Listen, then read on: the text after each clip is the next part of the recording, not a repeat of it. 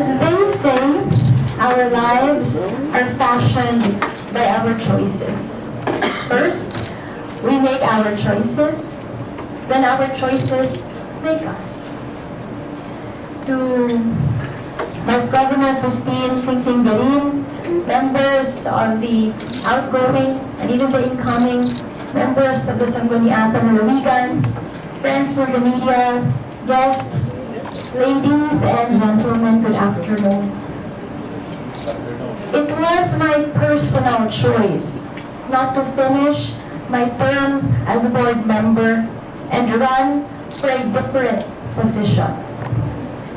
Majority of the people screamed for change. Regrettably, not all of them held the line. I fought so hard to end corruption in our municipality because I wanted people to have a better life.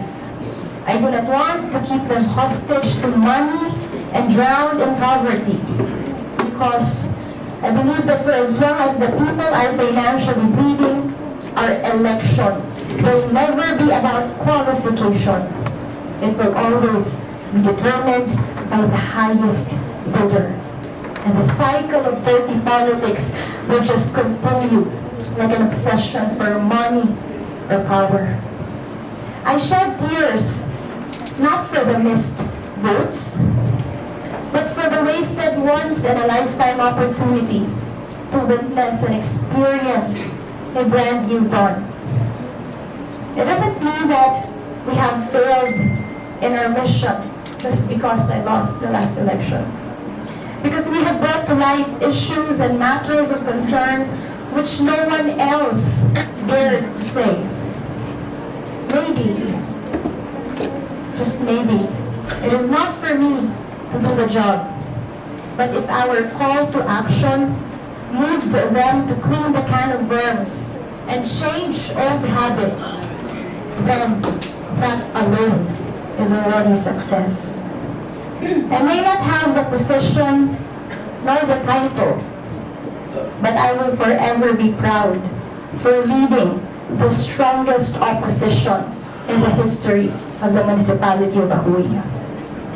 To my 14th Sangguniang Panlalawigan family, more than just politics, thank you for the friendship.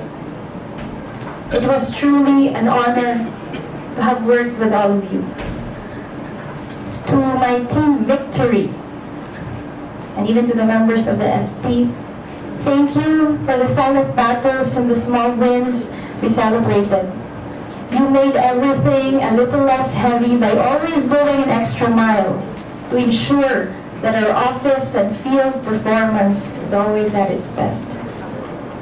To my close friends and family, to my parents,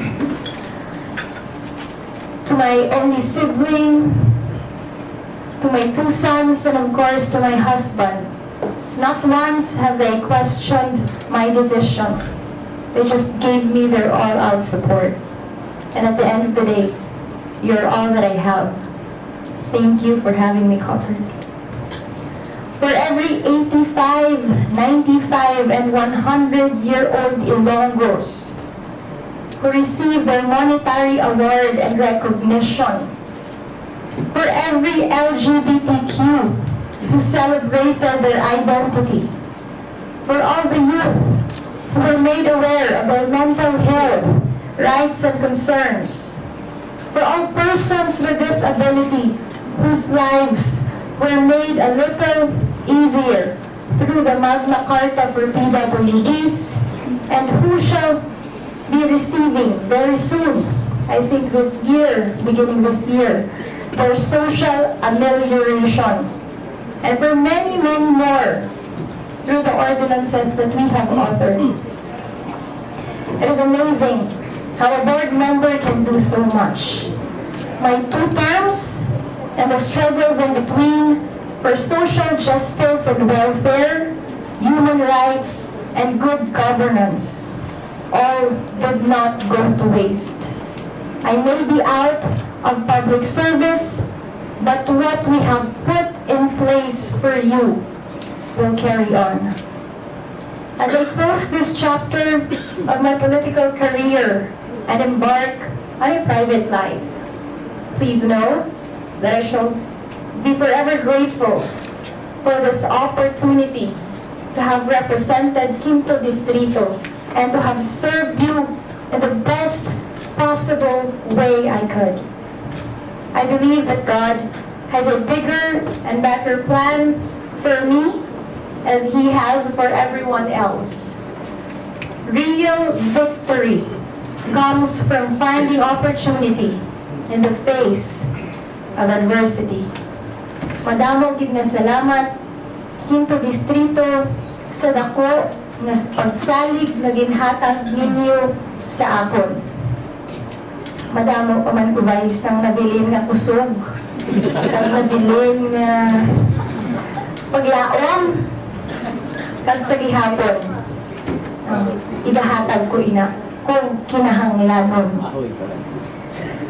So for the last time, this is Attorney Carol B. Espinosa Diaz, outgoing board member of the 5th Congressional District of the Province of Iloilo. Malipayon nga pagpanglakaton sa atong tanan-tanan, mabuhay probinsya sa Iloilo.